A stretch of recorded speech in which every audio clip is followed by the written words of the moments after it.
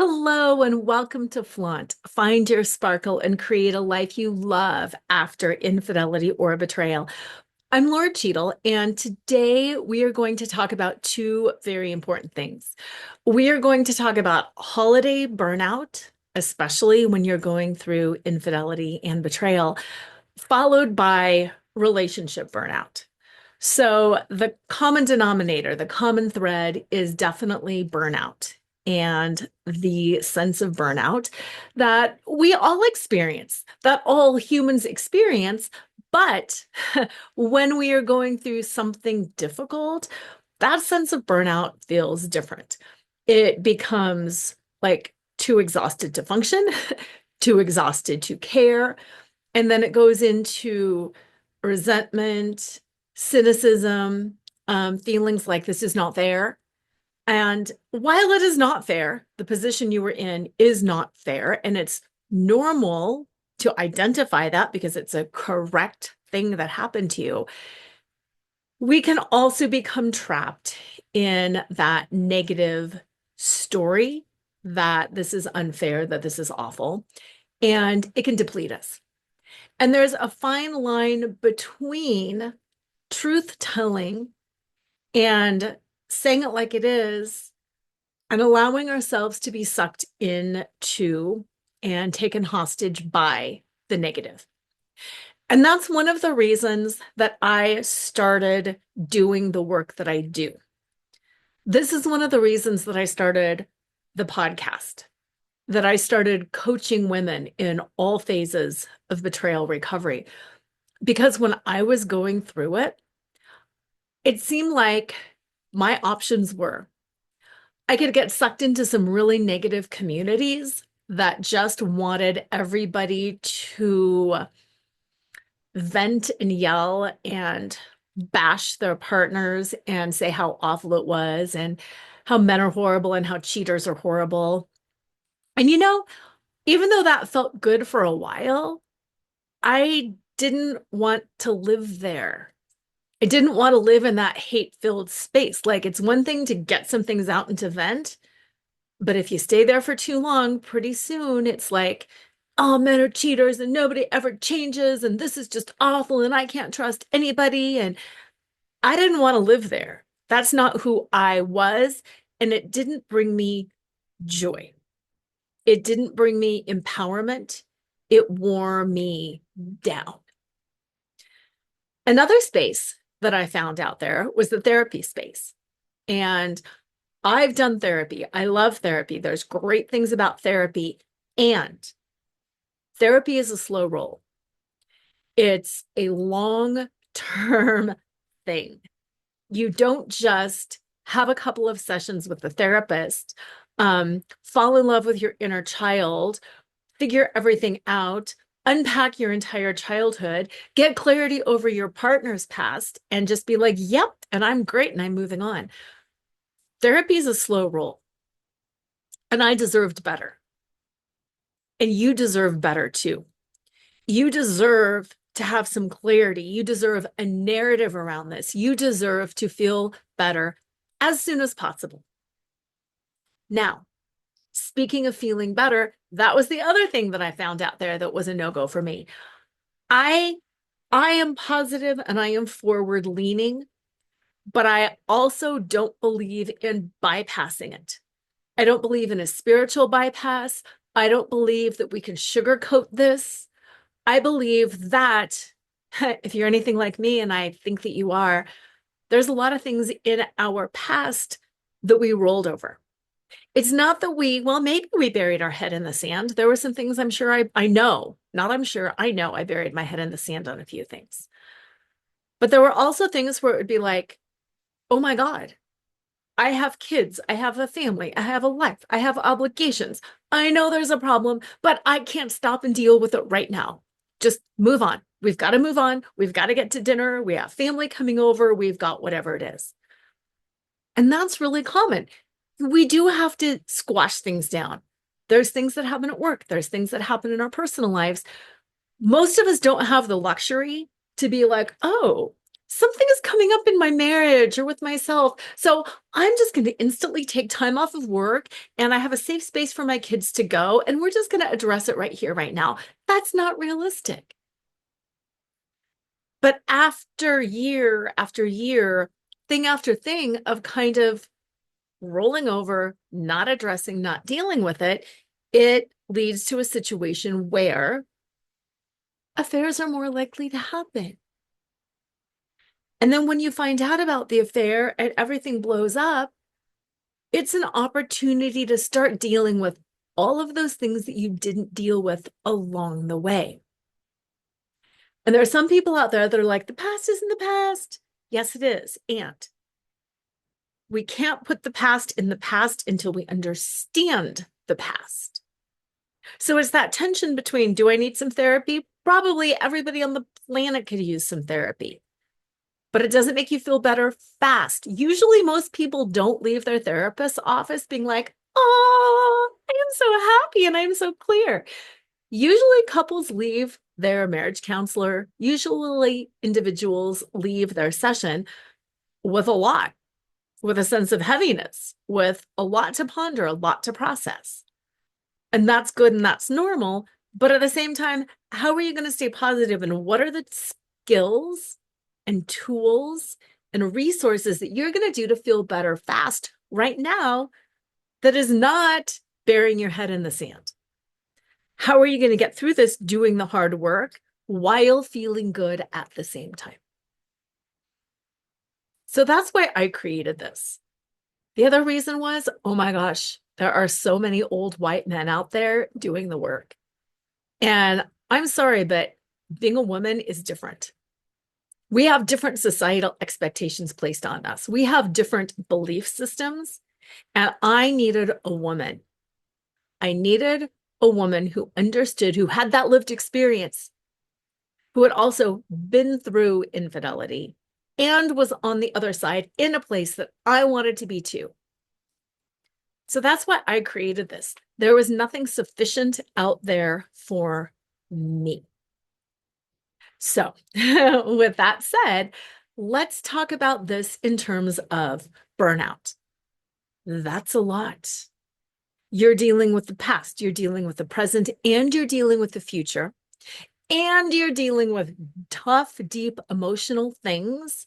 And you're trying to live in that present moment, take care of your family, your kids, build a better relationship in the future. It's a lot going on, and it taps your resources. And when it taps your resources and you're burned down, you get burned out. Burnout is described as an overwhelming amount of stress that has not been sufficiently dealt with. And as you and I both know, dealing with infidelity brings up an inordinate amount of stress. And most of us don't have a lot of stress relieving skills. Like with any skill, the more we practice it, the better we get at it. So I'm going to talk about some stress relieving skills today that you can use right now, today, anytime in the future, but especially over the holidays, because holidays put in our face, oh, you have to be happy and joyful. It's the holidays. We have family and friends, and you're supposed to be cheery. And if you have kids, then you have to put on this show for the kids. And yeah, to a certain extent, it is a show. It is a show that you have to put on. And yes, masking your pain to get through the day is something that realistically a lot of us end up having to do. And that's what we're going to talk about today. How do you do that?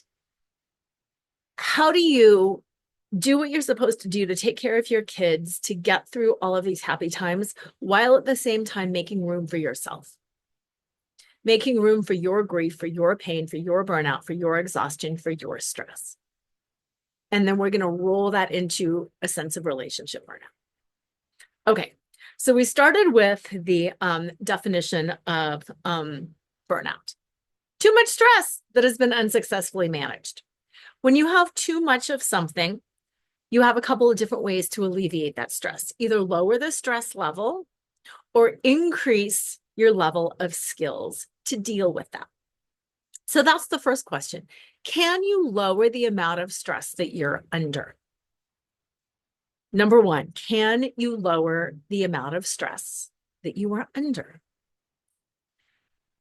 There's a lot of things that you can't lower.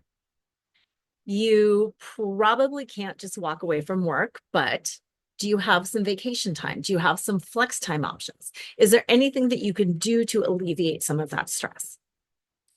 Are there some things that you normally do around the holidays that you can let go of this year? What can you let go of? Maybe it's sending out Christmas cards.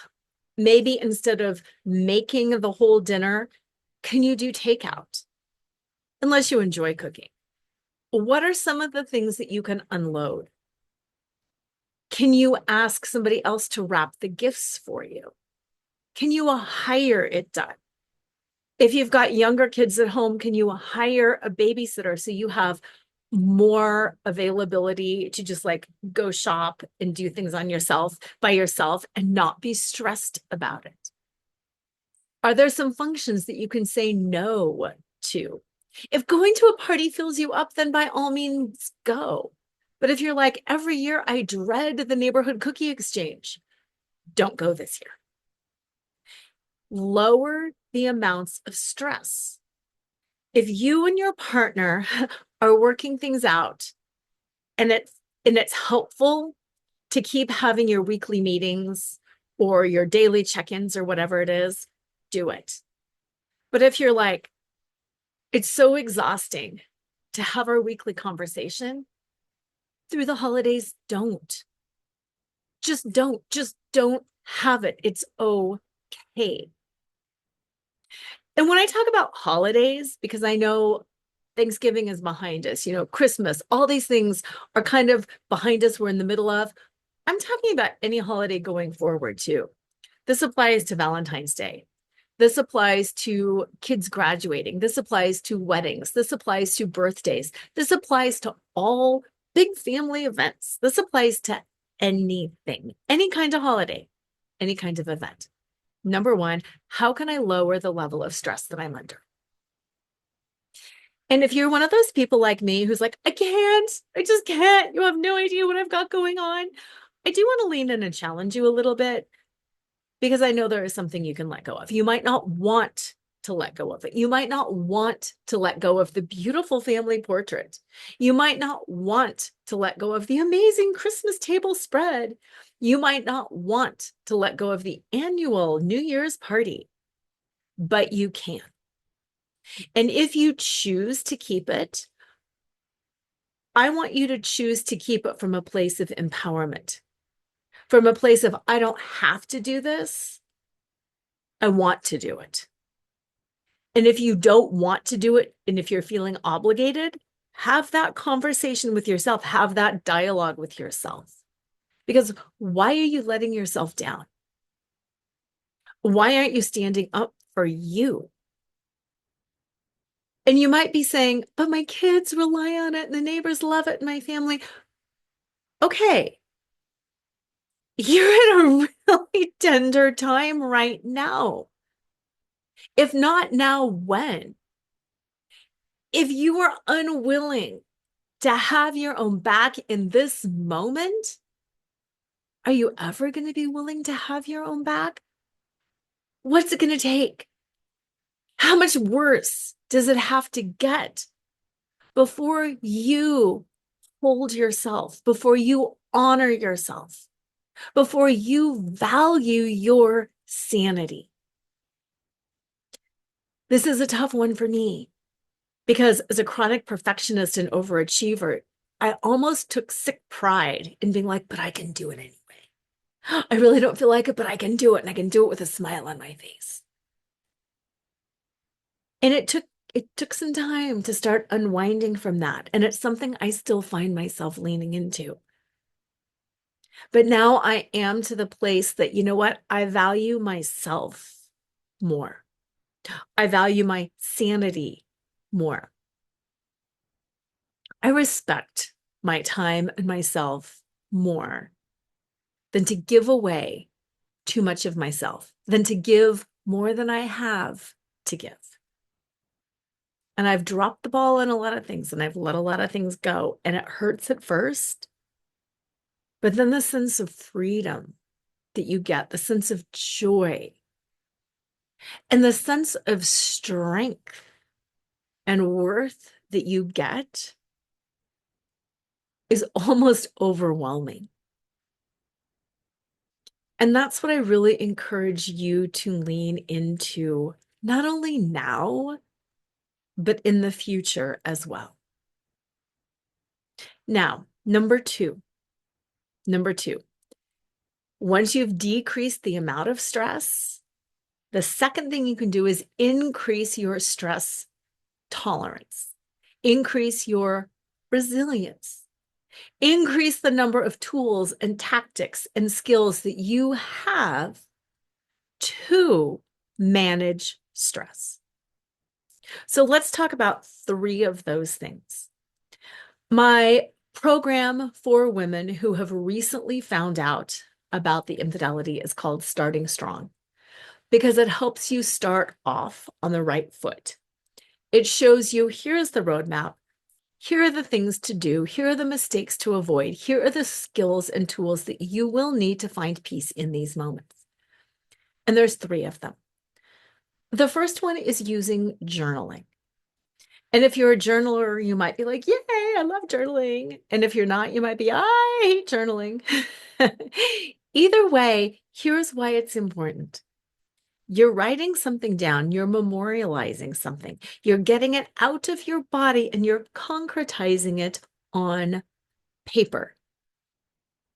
Not only will it help you, because writing helps you, it also helps to look back on it later. To go back and read your journal, whether it was a week or a month or 10 years later, it'll help you understand what your state of mind was then. It'll help you see where you have grown. It will show you all of those beautiful things that you thought were true that maybe weren't. And it will help you go deeper. Because when somebody asks you a question, or when you think of a question, you're to ask yourself, like, do I want to stay or do I want to go? Or is this even worth it? Or, oh my God, this is so unfair. What does it mean when? Is my husband really doing this? Am I really doing that? We think these questions. And then we just move on, right? We're like, do I even want to stay? Yeah, I don't know. Blah, blah, blah, blah. And poof, it's gone. But when you're journaling, when you're writing it down, and the journal prompts that I give in the program are some juicy journal prompts. And when you're sitting there with pen in hand and paper in front of you, and the question is there, it gives you the accountability necessary to answer the question. Or to realize, I have no idea how to answer this. What do I need in order to answer this? And yes, journaling is a tool that you can use to become more resilient. It's a tool that you can use to manage stress because it helps give your brain answers. And when you have more awareness, you have more clarity. And when you have more awareness and clarity, you know what to do, you know what to say, you know what not to do. You're more clear. So you have better boundaries because you know what you need to set boundaries against. You know how to preserve and protect yourself. Sometimes people that I work with talk about boundaries and they're like, I have no boundaries. It's so hard for me to set boundaries. I have no boundaries. Here's where to start. Like, do I teach boundaries? Of course, I can teach you how to set boundaries. But unless you really know what you're setting a boundary around, it's hard to maintain it. Like, if you're not clear What are you going to set a boundary around? Then that boundary becomes elusive. Well, I just want to be treated better. I want more love. I want more connection. I want more, like, you can think about all these things, but what does that look like? Me saying I want to be respected more and I want more love, that might be different than what you want. If I'm going to set a boundary around that, maybe it's around my partner's language. I don't want to be disparaged. I don't want to be whatever. But that might be different for you. It's different from relationship to relationship. I will tolerate different things from different people, and you probably will too. So it's getting very clear around what you will and what you won't tolerate, and from who, and in what extent. And then what are you truly willing to do or to not do? You've probably done this a time or two because I certainly know I have.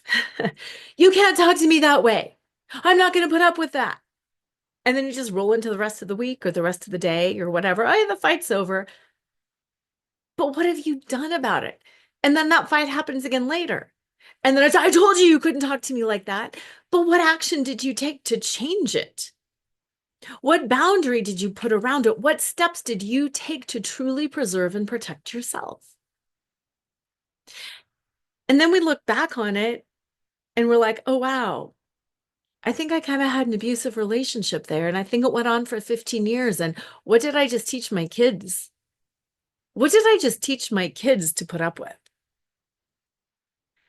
And then we have that sense of horror because we put up with something way too long. So when you're journaling, it's a skill to help you see who you are and what you want. So then you can put boundaries around actions or words. So you can preserve and protect your energy. So then you have more energy to deal with things and your level of stress will go down because you have more skills. You're dealing with less BS. The second tool that I teach in my Starting Strong program is mindfulness, meditation, how to drop in a nanosecond, how to just get to that place. It's not like clear the decks, everybody has to get out of here, mama needs to meditate. It's how can you take that pause in the middle of a heated argument, in finding a new text on your partner's phone that you didn't want to find, in having obsessive thoughts, in having a panic moment just as your entire family walks in the door for a Christmas dinner, how you can return home to who you are, to find your breath and to get to that place. The more you practice getting to that place, the more adept you become at getting to that place. When people first start meditating, it's like, we need silence and I need to sit a certain way and I need my peaceful music and I need my candle and I might need a guided meditation. We need all of these things. We have all of these needs.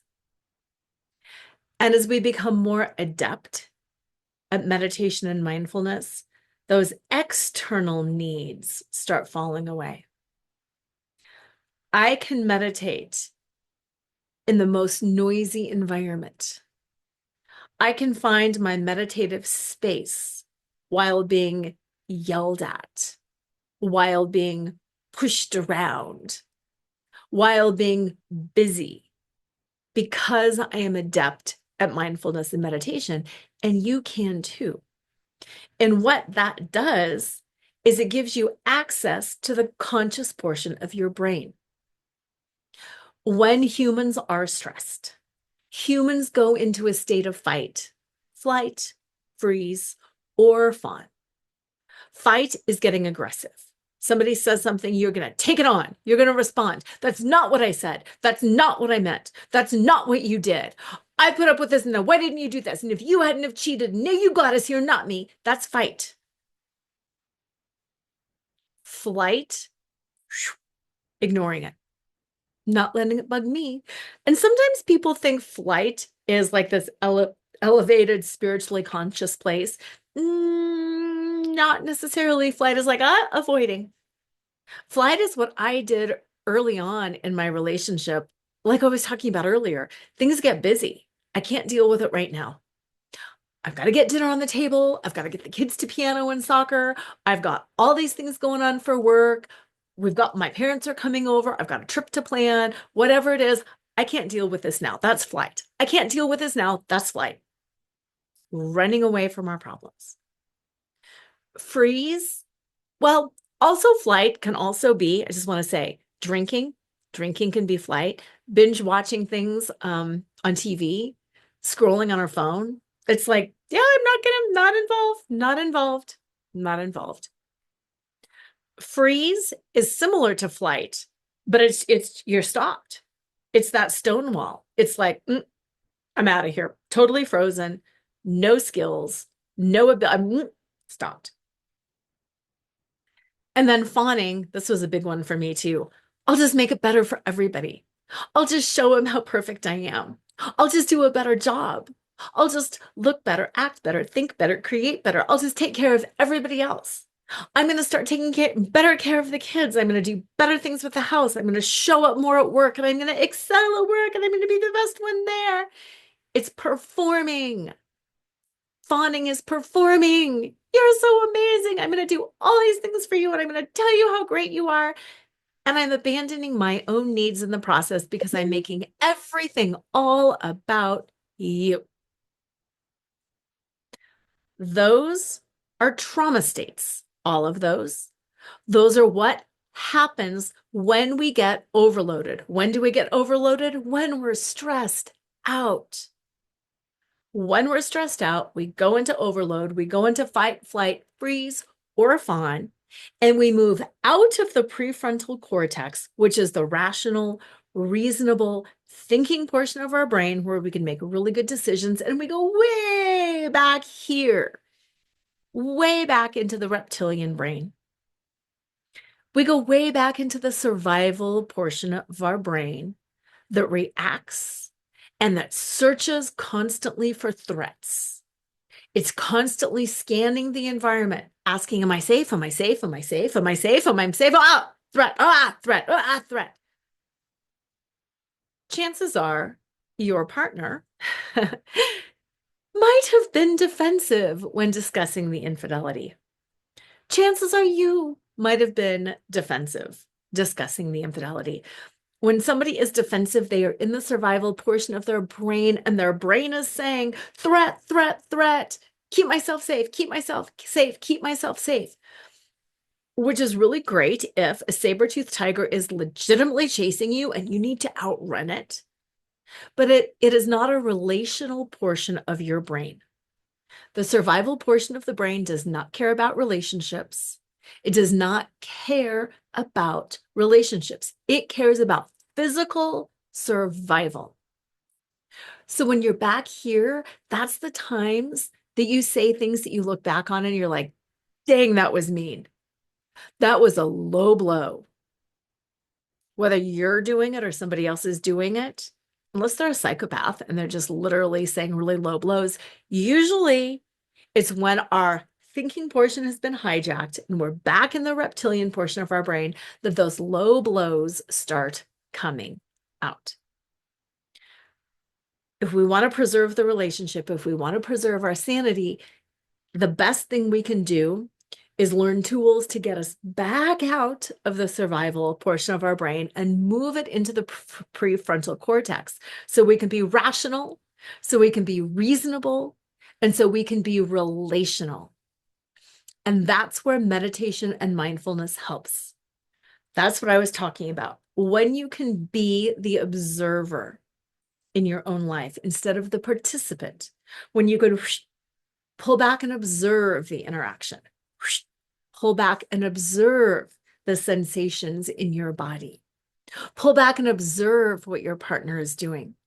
It takes you out of the conflict and it gives you an opportunity to breathe and ground and process and choose your response instead of reacting.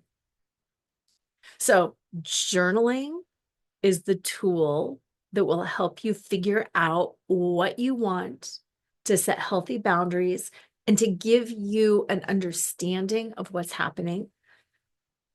Mindfulness will give you that pause, and it will give you a heightened ability to stay in the prefrontal cortex, to stay rational and reasonable so you can make better decisions about things. So meditation, I've got, like in this program, I do these 2-minute meditations. And I have people listen to the 2-minute meditations in a wide variety of circumstances. If you want to start finding a quiet place and doing it that way, perfect. But I also ask people to do things like meditate while they're brushing their teeth, meditate while they're doing something else. So you start cultivating the ability to find that meditative state, to find that position of the observer, so you can learn how to step back, take a beat, take a pause, and not slide into reactivity, fight, flight, freeze, or fawn. And that helps lower that stress. The third thing that I have people do, the third tool, we're talking tools here. Journaling is a tool. Meditation is a tool. The third tool is somatic processing. It's movement. It's using your body to flow energy. Emotions are energy. Emotions get stuck in our body. They have to go somewhere. Think about a toddler throwing a tantrum. That is the healthiest thing in the whole world because they're like, ah! They're kicking and they're using their voice and they're using their bodies and they're letting all that pent-up frustration come out. Now, I am not a sex addiction therapist. And addiction is kind of a separate animal in and of itself. However, a lot of times people who use sex inappropriately or who become addicts of some sort lean into the behavior originally as a physical release, to physically release pent-up tension and emotion. And then because they have no other skills, they have no other tools that do that, then their toolbox becomes less and less broad. It becomes more and more narrow. And pretty soon, instead of having 30 things to relieve tension, they have one thing, and it becomes a very dysfunctional coping skill. Everything that we do is a coping skill. Drinking is a coping skill. Addictions, they're all coping skills. It's just that, is this a functional coping skill or is this a dysfunctional coping skill? Is it maladaptive, meaning it's not going to serve you in the long run? Smoking pot, drinking, inappropriate sexual behavior. Like there's so many things out there that overeating. Oh my gosh, overeating. These are all like coping skills. It's just that they're maladaptive because they're dysfunctional, because they don't serve the human long term. Does that make sense? So this is broadening your coping skills to give you more tools to use. So if and when you use a maladaptive coping skill, which we all do, come on, we all do that. And it's okay to do something periodically. It's just that once you start leaning into it and then an addiction develops, and then pretty soon you have no other skills or tools, and then you're in a place where you really don't want to be, and you've destroyed your self-worth, you've destroyed relationships, you might have destroyed your body, and it just goes nowhere good. So somatic movement is really powerful because it's using the body to release. Sometimes we don't have the words for things. Sometimes we can't identify it. Sometimes it's deeper than words. And that's where the movement really helps because we can shake, we can rock, we can rage, we can punch, we can sob, we can roll around on the floor. One of my somatic processing videos, I've got 30 emotion-specific somatic processing videos that I give to people in the Starting Strong program. And one of those, literally, I have you roll around on the floor like a toddler. Roll around on the floor like a toddler. If you're that frustrated, roll around and get some of it out. Move your body. Bust up a mountain. Get on a treadmill and go. Run some sprints. Do some push-ups. I don't care if they're on your knees or your toes. Do something to the point of like, I can't give one more ounce. I can't do one more push-up. I can't do one more squat. I can't do one more burpee. Push something out. Blow it up, blow it out, and move your body to get rid of that stress. Another two skills, another two tools. I gave you the tool of journaling. I gave you the tool of meditation and mindfulness. I'm giving you the tool of somatic processing. The next one is, it's called a hookup. And I love this. If you're watching the video, you can see this. If not, just follow along. Take both of your arms out in front of you. Straight elbows, reach them all out. Cross your arms. It doesn't matter if it's left over right or right after over left. Then rotate your palms so your thumbs are down and clasp your fingers together. Now pull your thumbs under, and tuck them under your chin. Holding the thumbs with the clasped hands under your chin, take your tongue, and push it behind your front teeth and just gentle pressure there. Cross your ankles. It doesn't matter if it's right over left or left over right. And just take a few breaths.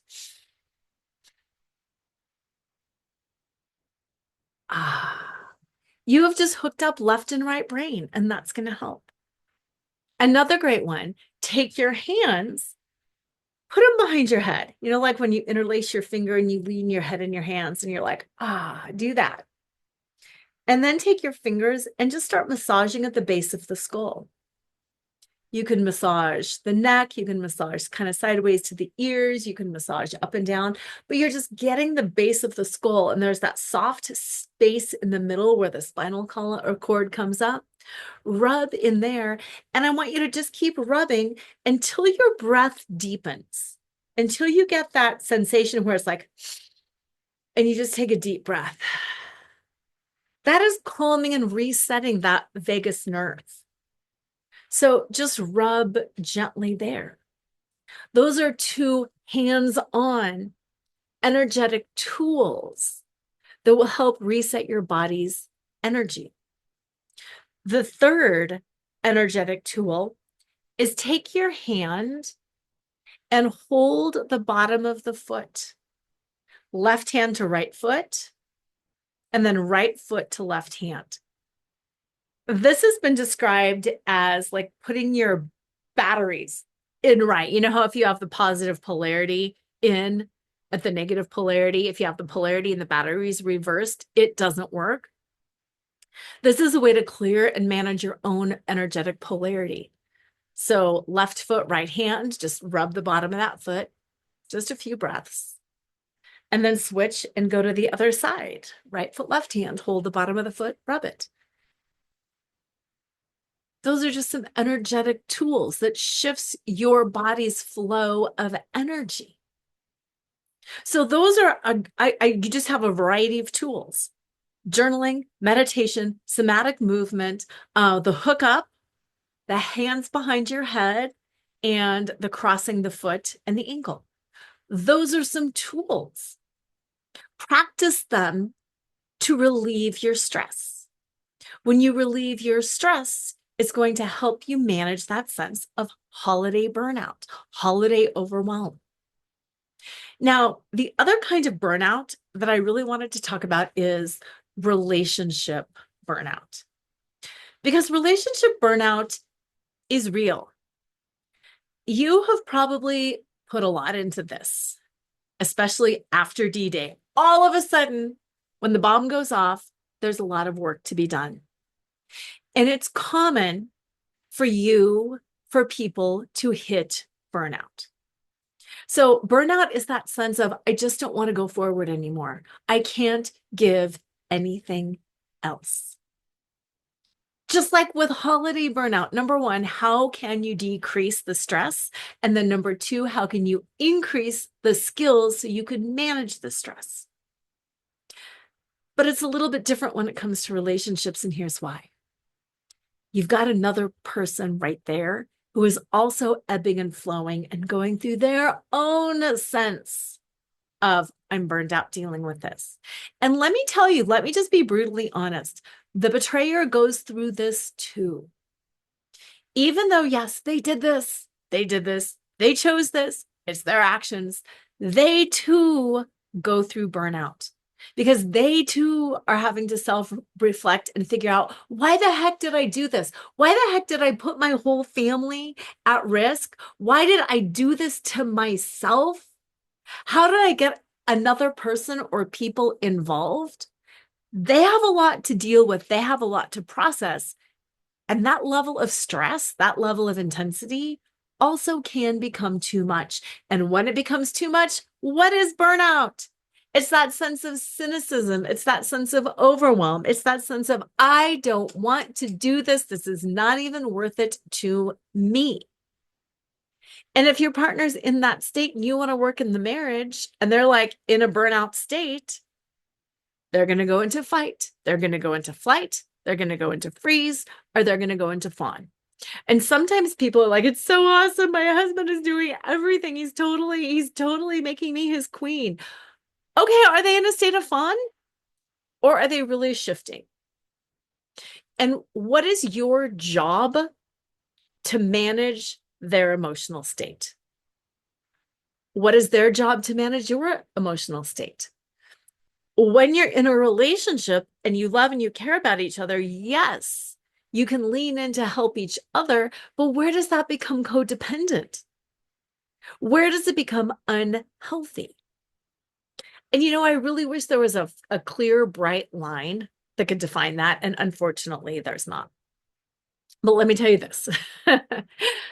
It's just something that you can manage along the way. It helps to have somebody to talk to.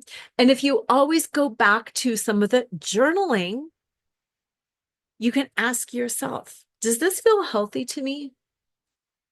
Am I managing my partner's recovery, or am I supporting? Are they trying to manage my recovery, or are they interfering? Or are they supporting? Or are they manipulating?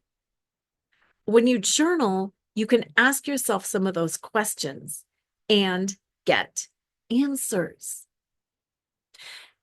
And with relationship burnout, as you know, in a career space, just because you're burned out, you don't necessarily walk away. So why in a relationship space do we immediately go to, I need to walk away? Maybe you do, and maybe you're burned out. Maybe you do need to walk away, and maybe you're burned out. So asking yourself some of those questions around that will help you determine, am I just burned out because a fair recovery is a bear and every ounce of my energy and brain power and emotional energy has been dedicated to this for 6 months, 9 months, 2 years, and I am worn out and I just need a break? Or is it, you know what? I'm finally clear enough that I see this is not what I want, and I'm not leaning into this anymore. Take a breath. Think about that. Right now, are you burned out? Are you like, no, I'm totally energized. I'm really excited about what's happening in the relationship. Or have you come to a point of clarity that you're just not really ready to admit to yourself yet? And then what about your partner? Are they just burned out right now and they've given it a lot and they need a break? Have they come to a point of clarity that they're not really ready to take action on yet? Where are you at? Now, some ways to honor your partner in their process. Some ways that you can ask your partner to honor you in your process is by putting some words around it. I feel burned out right now. I feel like every ounce of emotional energy, thought energy, all of that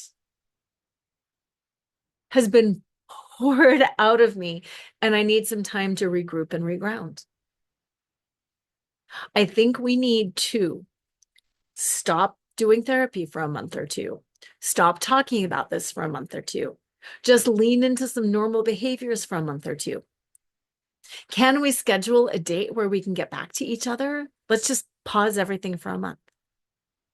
Do you need some more self-care? How do you need to fill yourself up? What tools are you using? What are some new tools that you might need to learn? You could ask your partner that. Hopefully, they would ask you that as well. I see that you're burned out. What tools are you using to fill yourself up?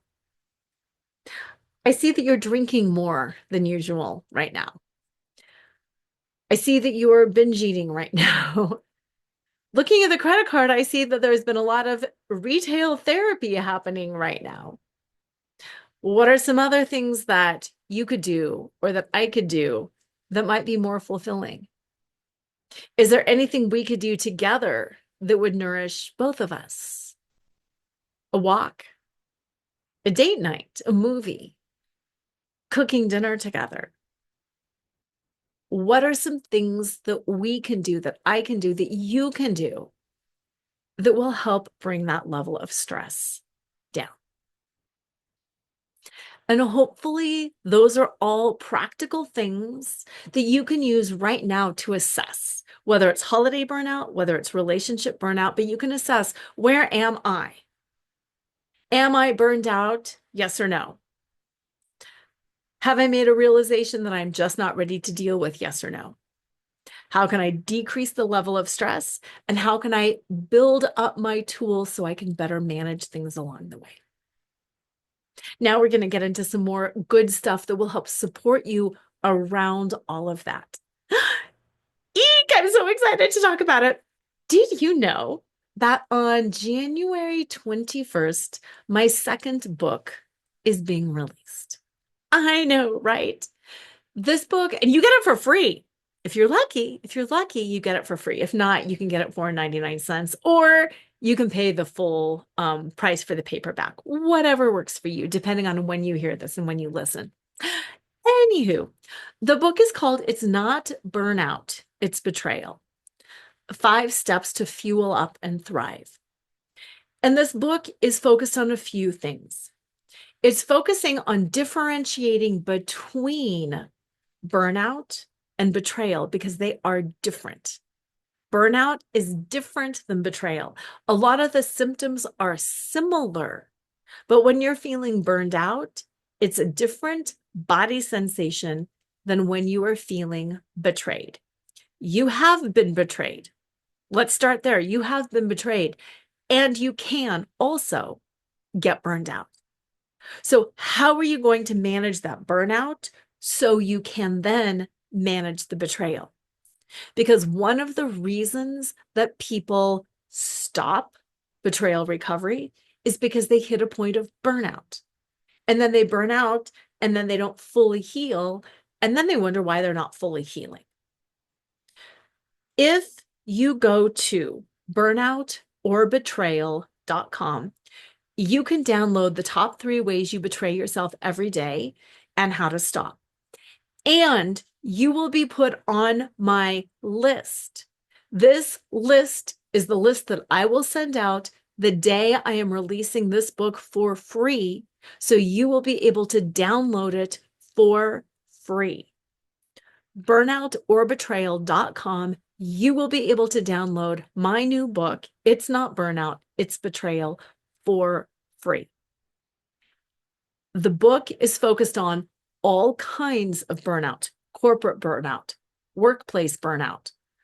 It applies to relationship burnout. It applies to recovering from betrayal. Because like I said, you have been betrayed. It's heavy, hard work. You've got the holidays in there. You've got all these things. When you are burned out, you stop. When you're burned out, you stop. We all stop. But then when you stop, you don't get in the healing that you need to get in. So go to burnout-or-betrayal.com. I will send you an email on the date you will be able to download that book, the PDF version or the Kindle version, for free. So hop on that list. You can also get the top 3 ways you betray yourself every day. and how to stop, so you can start managing your level of relationship burnout, of burnout during the betrayal recovery process, and of burnout just getting through the holidays. So I hope this has been helpful. Try all of these different tools. I know we spent a long time moving through them, but they're important to learn. They're important to practice. Even if you're just like mildly burned out, go ahead and practice them. Reach out if you need anything. I cannot wait for you to read this book. I think it's really going to help.